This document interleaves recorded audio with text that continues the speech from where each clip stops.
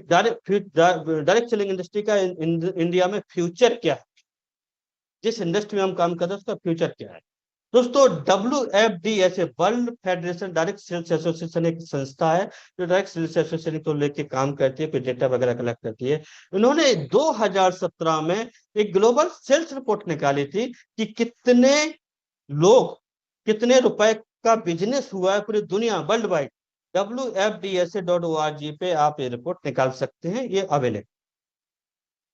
Total पूरे दुनिया में 2017 में 13,27,487 रुपए का बिजनेस हुआ था पूरे वर्ल्ड वाइड, पूरे दुनिया।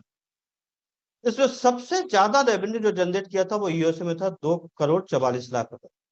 फिर चाइना है, फिर कोरिया है, जापान आप देख सकते हो। और हिंदुस्तान में था केवल 10,591 का। 150 करोड़ की पॉपुलेशन है हिंदुस्तान, और 13,27,00,000 में हमारा कॉन्ट्रीब्यूशन था केवल 10,591। सोचो, अभी ये इंडस्ट्री हिंदुस्तान में एक जस्ट स्टार्टिंग है, 1% भी मार्केट में अभी कैप्चर नहीं हुआ है।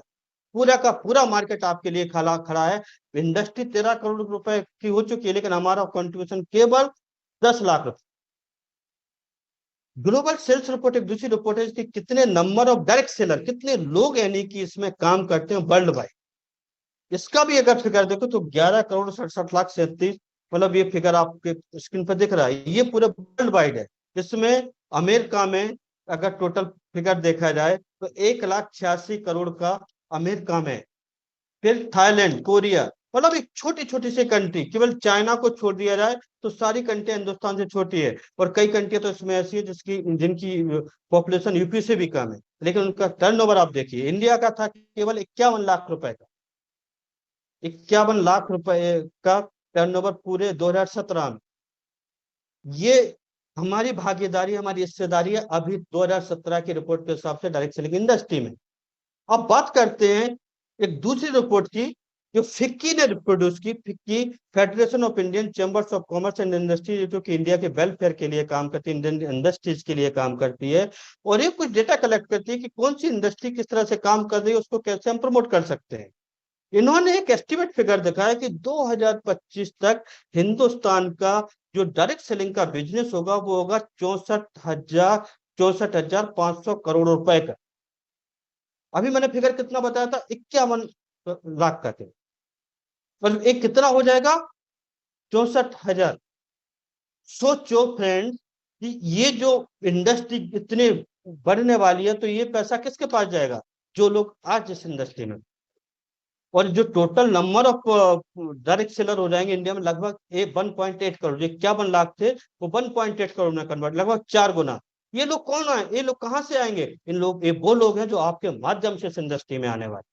और इसमें 60% जो हिस्सेदारी होगी वो वुमेन्स की होगी। हमारे लिए बहुत प्राउड की बात है कि वुमेन्स हमारी बहुत तेजी से इस इंडस्ट्री में ग्रो कर रही है। ये फिक्की और KPMG का एक रिपोर्ट है, ये FICCI.com पे ये रिपोर्ट आपको मिल जाएगी, आप लोग देख सकते। दोस्तों, जब मैं इस इंडस्ट्री में आया था तो इस इंडस्ट्री में बहुत रिकग्निशन नहीं था। सोसाइटी इसे बड़ी अच्छी नजरों से नहीं देखते थे, लोगों के बहुत अच्छे कमेंट्स इसमें नहीं होते थे। तो बड़ा कभी कभी बड़ा अजीब लगता था कि किस इंडस्ट्री में आ गया जिसमें कोई सोशल रिकग्निशन ही नहीं है। लेकिन आज जब मैं इसी FICCI.com पे एक रिपोर्ट और देख रहा था तो मेरे को बड़ा अच्छा लगा, और मेरा सीना ना चौड़ा हो गया कि वाओ, मैंने बहुत सही डिसीजन लिया था कि कैसी इंडस्ट्री में, एक ऐसी इंडस्ट्री जो आज इंडिया गवर्नमेंट के या मोदी जी के जो 5 ड्रीम प्रोजेक्ट हैं उनको बिल्ड करने में बहुत कारगर साबित हो रही है। बहुत बड़ा कंट्रीब्यूशन है इसका। वो 5 मेजर प्रोजेक्ट इंडिया के, जिनको हम कह सकते हैं contribution direct selling in building India, make in India, skill India, startup India, digital India, women empower.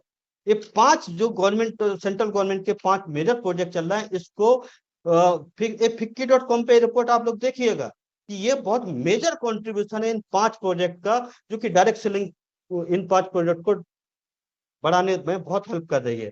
और जब ये चीज लगी तो लगा कि हम इंडिया को बिल्ड करने में हमारा इस इंडस्ट्री का बहुत बड़ा रोल है। तो दोस्तों, ये डायरेक्ट सेलिंग का फ्यूचर मैं आपको दिखाने वाला हूं, क्योंकि आप लोगों को जब इस चीजों को समझेंगे तो इस बिजनेस को आज के बाद जब करना तो बिल्कुल प्राउड से करना। इसको लगना चाहिए आपको कि आप एक ऐसी इंडस्ट्री में हो जो इंडिया, मतलब